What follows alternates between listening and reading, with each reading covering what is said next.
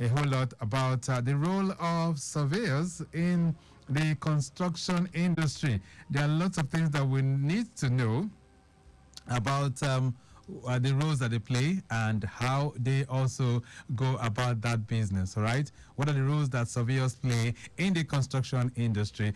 Joining me right now, I have surveyor Agu Ogona Roberts. Of course, he is a publicity secretary for the Association of Private Practicing Surveyors of Nigeria, Lagos State Branch. Nice to have you back in the building, Surveyor Agu Roberts. Good morning. Good morning. It's good to be back here. All right. Hopefully, we'll try and see how we can connect with Surveyor Aliu Samuel, who is also the secretary of the association.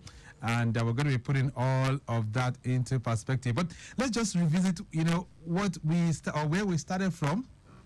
That last week, of course, Mike James was, speaking with some people, but we're going to be drawing all of this from the perspective of, using surveyors and trying to identify the roles that they can play in the construction of your buildings, okay? And Mike has been speaking with some people within the Ikpaja and Ikotu end to find out from them if they really did employ the service of a surveyor in getting their survey plans, and of course, if they also, made use of them for their construction.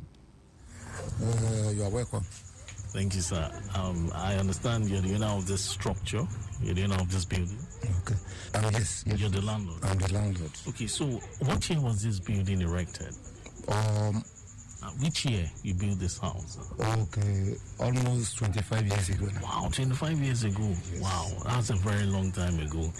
And I can see it's still properly erected. So what was the process like when building this house? What was the process you went through after you got the land? I do the normal processing. Okay, you went through a surveyor, you went through the survey builders. plan, everything they with me. So how did you get your survey plan? Was it through an agent or you got it's from agents. Okay, you got your survey plan through an agent? Yes, but the plan is with me now. Oh, you have a survey plan? Yes. Okay, thank you very much, sir. Good morning, sir. Good morning. I understand you are a landlord. Yes, by the grace of God. You built your house recently. By God's grace. Wow, fantastic one. Can I see photos of the house? Okay. Wow, a beautiful building. This is a twin duplex, I guess. Yes. Okay, so I want you to take us through the process of, building this house. How did you get your building plan, survey plan? Did you employ a surveyor or was it through an agent? How did you go about it? Okay, to be candid with you, I actually don't have a survey plan. Okay. I don't have any paperwork towards the building. So how did you go about setting up this beautiful structure? Well, I called a friend of mine that is an architect, he got me the plan and everything. Then I called a bricklayer in my hood and a competent bricklayer. Okay, so what you're saying in NSC, you handed over the to an architect. To an architect, okay. But I don't know if it's a registered architect. But what I want to say is that pertaining to the building plan that you just mentioned, survey plan rather, you see the process in getting this thing is so much that nobody is ready to start going through all this process and everything, because we had that. It's very cumbersome. That is just the word. You see, we had that they used to exploit people, pay this for that, pay this. Before you end up getting this, before the plan comes out or the paperwork comes out, you must have finished building your house, or rather, the budget that you have in building that house, you are waiting for paper plan to come out. You might end up spending that money in something else. So the best thing is to just pour the money on that project and later, by God's grace, start looking for the paperwork or something. So it's usually very cumbersome getting all this paperwork. Yes, that's what we felt though. That's what because so have you had any experience? Has someone shared experience with you? Yeah, exactly. That what they went through before getting it. That in fact, after building the house, they've not even seen the paperwork, the plan and everything. So that's why they just decided to leave it. And me, I just say, okay, I don't have to go through that process. Let me just go ahead and build my house. And thank God, to the glory of God, I'm living in the house now. Thank you very much, sir. You're welcome. Yes, sir.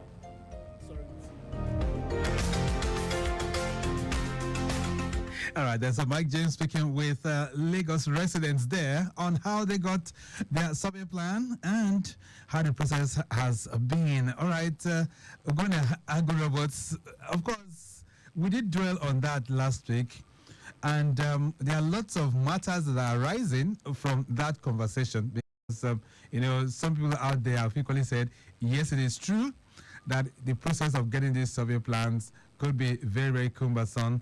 From the perspective of APSIN, is that correct, that it takes such a stringent process before people can get their survey plans? No, that's not correct. Ideally, your survey plan should be delivered within 5 working days. 5 working days? Yes. It shouldn't take... Depending on the size of the property. Right, but you heard that last respondent there who was saying that he didn't even make use of any, it was just an architect. So is it possible that it was the architect that got the survey plan for him, or maybe they just gave him a plan and it just went ahead? Well, there are a lot of papers all over the place. A lot of blue papers that are purportedly referred to as survey plans. So it all depends on what he's carrying or what is carrying with him. But in actual sense, a survey plan for 1 or 2 plots, or even between half of plots to an acre, which is 6 plots, should not take beyond 5 working days. Right. Yes. Now, if I don't have a survey plan, what does that mean for my building? Is there a way, can that building be revoked? Will it affect me if I don't have a survey plan and I've already built? Well, it's a very risky venture because the survey plan is supposed to help you in the process of owning title to that property. So, and the survey plan is supposed to be part of the initial documents you are required to have for you to own title to that document. So if you don't have a survey plan, it means that you have not even started your journey to owning title on that property. Ah, yes. So this particular respondent, by the time he wants to get his title deed, the title requirements of that property, he's like going to encounter some problems then. Yes, definitely. He would have to definitely go back and get his survey plan. Okay, but can he still get, considering the fact that the building has already been erected, can he still get a survey plan? Yes, he can. Ah, okay. Well, that sounds pretty nice. I hope he's listening, and I hope he can take advantage of that. But let's dissect now and look at the critical components, some critical components of the surveying profession, because we want people to learn a lot from today's program. What are the various components of this profession? Okay, so we start out with the initials, which is the cadastral survey. Okay. So that's where you get the documents that you need to commence your title documentation process. And then that is just the entry point as regards what the surveyor should do in the construction industry.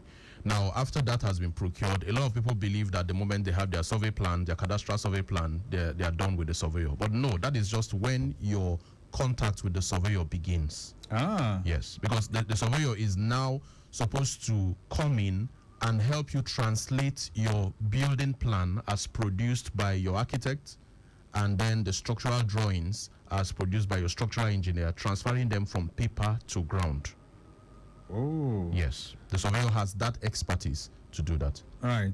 Okay, so it's not just the survey plan that the surveyors work connect with us as potential owners of properties. Yes, it goes beyond that. It goes beyond that. As a matter of fact, after he's done transferring the plan from paper to ground, which we call setting out surveys, is a branch of engineering survey. Now, even during construction work, there's what we call dimension controls. Dimension control survey is when the surveyor helps the building team in ensuring that all the lines are as they should be. All the construction elements are as they should be. Right. Yes, so it's a process that is engaged during the construction. All right, a flash update coming in on Ikorodu Road. I understand work is ongoing on the faulty expansion joint on Uduyalaru Bridge. This is by the Ministry of Works, Federal Ministry of Works. Ministry of Work with little effect, I understand, on traffic at the moment.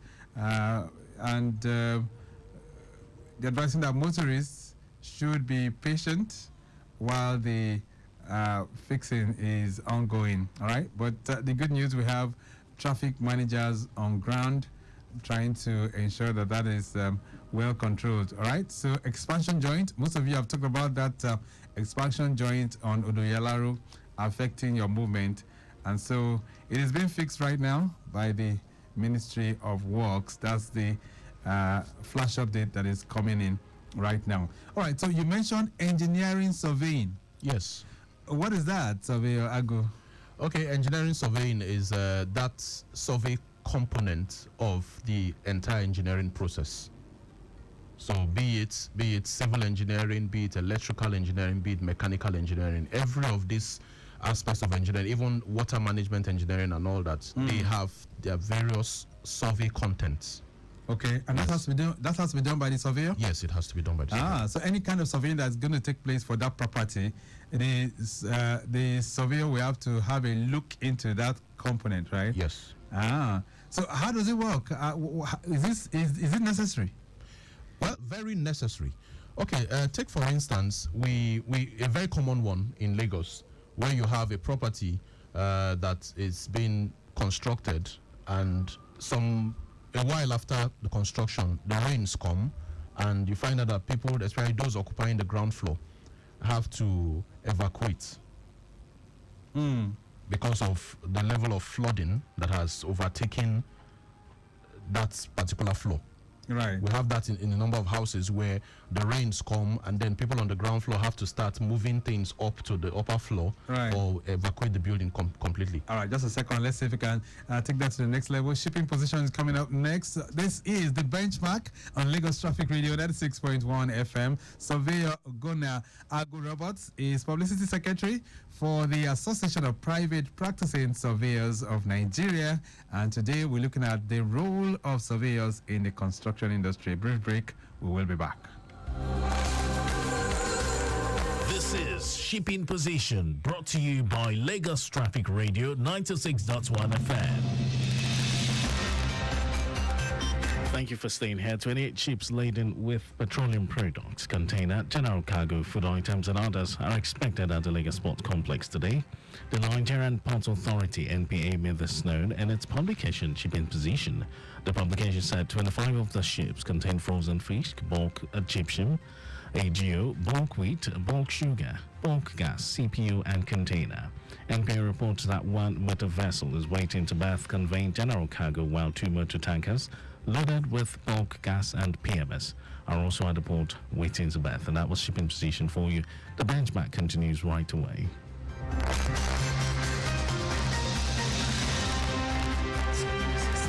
You've just listened to Shipping Position, brought to you by Lagos Traffic Radio 96.1 FM.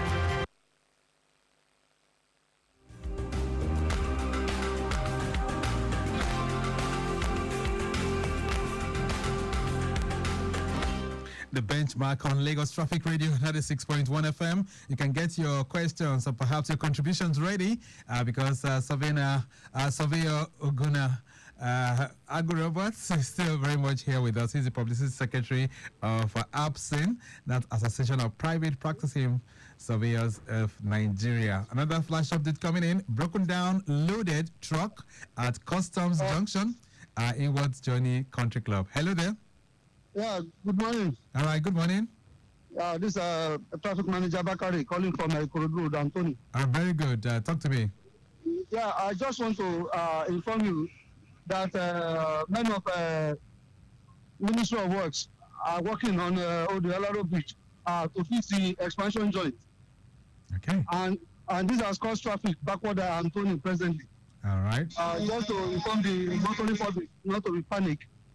Men very much on ground there to manage the situation. All right. And in case if there's any motorists that don't have any business doing around the axis, they can connect through Antonio K to connect Yanowuru, to connect K2, okay, and continue their journey. All right. Thank you so much, Bakari. All right, so we need to talk about that expansion joint being fixed right now. And so those of you at the rear at Anthony inwards Ojota are having the effect of that. Another flash update I was just talking about, broken down loaded truck. Note of that one as you drive through that corridor. All right, so engineering surveying, you said is very, very critical, right? Yes, it is. Let's talk much more about that. What does it really require, and how necessary is it? Who needs it, actually? Okay, engineering surveying for every construction project is highly critical, and it's required that everyone who is going into construction, irrespective of the volume or magnitude of the construction, it's required that you get a surveyor involved. Yes. All right.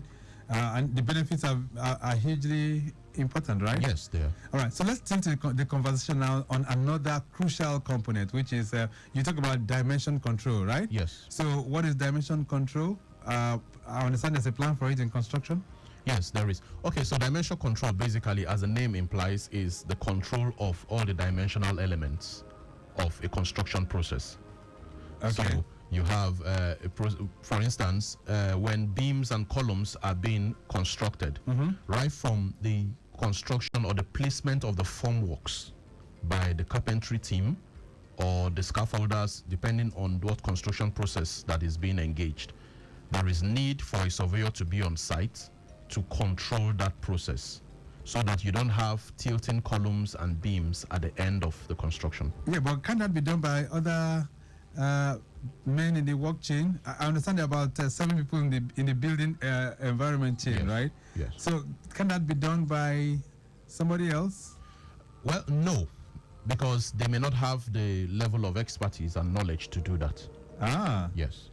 It takes, I will not deny the fact that we have some civil engineers or builders who have gone beyond, above board to understand some of these processes. Okay. Yes, but ideally, a surveyor should be engaged to handle that process. That's for dimension control. Controls, yes. So the job description of a dimensional controller is to ensure that what now? Is to ensure that your construction elements, beams and columns, and other construction elements are properly constructed as designed. All right. And from your observation, are we really making good use of these dimensional controllers for our commercial and residential buildings? Well, from experience, no. Even though we've seen a number of big projects where surveyors are employed specifically as dimension controllers. Some big organizations specifically employ surveyors for that role, and that is all they do. Control the construction process. All right. Yes. So some big organizations do that, but Do that, yes. in On big general, projects, yes. you can say the level of consciousness for this is not very high. It's not high. If you're going to score it over 10, Well, I would say 4. 4 over 10. Yes. So it means we're still far off. Yes, we are. Is that also the reason why we're having some of these defects with our buildings and collapse? Yes, as for defects, yes, I would say it contributes to a number of defects we have on our structures. For instance, a very common one, you may think your building is square and evenly spread out until you get to the tiling phase, when you're tiling the floor, and you now notice that at the corner of the room, your tiles have this very funny shape towards the end. Oh. Yes, a room that is supposed to be a perfect square or a perfect rectangle, towards the end while you're tiling, you now notice that you get to the end of the room and you now notice that the tiles, the last line of tiles, have this very uneven shape. Some might start out as a trapezium, some might start out as a triangle or something, telling you that the building was not, or the room was not evenly set out. Ah. Yes. So those are things that one should watch out for. Yes. Wow. So that's part of the dimension That's part control. of it. Or you even come to, when you get to finishing, and then by the time you're installing your doors and your windows, you now discover that your window, it's because you might get to that point where the person installing the door and the window might just decide to make do with what he has. Right. And at the end of the day, you find it difficult to close your door or your window because it is not properly squared. Wow. But that is what should have been controlled when the construction process was on. So you say here that everything that is done in that property is properly measured. Yes, it It is. has to be properly measured. Yes, it is. If not, there will be some defects somewhere. Yes, it becomes very obvious when you have buildings that every element of the building has been designed ab initio. For instance, you have a building where the design is so thorough from inception to finishing, where you have specific dimensions for windows, specific dimensions for air conditioning, specific dimensions for paintings and portraits and all that. If you don't engage a dimensional controller in the process of the construction work, and who of course is a surveyor, if you don't engage him in the process of construction, you'll discover that your dimension management will be wrong. So at the end of the day, when you get to the finishing stage, you discover that this finishing elements are not fitting into what was designed. cannot be corrected? Well, at that point, you might have an option to either go back and refabricate, which is going to be very more expensive for you. And refabrication, does that mean bringing down the entire building? No, not necessarily bringing down the entire building, but refabricating the elements that you had already paid for to be installed in that finished building. Wow. So you're saying here that dimension control crucial to the sustenance of any residential or commercial building? Yes, it is. Ooh. And this is a revelation, really. At Lagos Traffic Radio 96.1 FM, we're exploring surveyors, the roles they play in construction this morning. And you can also add your voice to the conversation at 08099120777. Even as we explore some of the inner components of surveying this morning, you can bring in your own thoughts as well. Or perhaps you want to ask our surveyor, Agu Robots, any question that relates to what he has said. So far, so good. We'll talk about engineering surveying. We talk about dimension control. Let's look at another. That is when we talk of the as-built drawing survey. As-built surveys. What does that mean, really? Okay, so as-built surveys are surveys that are carried out post-construction. That's after construction? Yes, after construction. All right. Now, the essence of that, let me just give you a common use for as-built drawings. Mm-hmm. For instance, you are done with the construction of this building. Maybe this building was put up some 20 years ago, and then there is need for you to carry out some maintenance works. How do you know where certain elements of the building were positioned? How do you know where you have, especially in a building like this where you have conduits, wirings, and conduit pipe works? The plumbing works were done conduit. How do you know where the piping works were placed? How do you know where the pipes were placed? How do you know where the cables were placed? How do you know what type of cables and what dimensions of pipes were placed at specific locations? So you now discover that if you're to carry out a routine maintenance of this structure, you will have to do a lot of guesswork. Assuming, okay, let's assume that the pipe we're looking for is here. Are you going to start breaking or cracking the entire wall to locate a particular pipe? Whereas you could have just gone to the as-built drawing, and you know precisely where the element you're looking for is placed. Okay.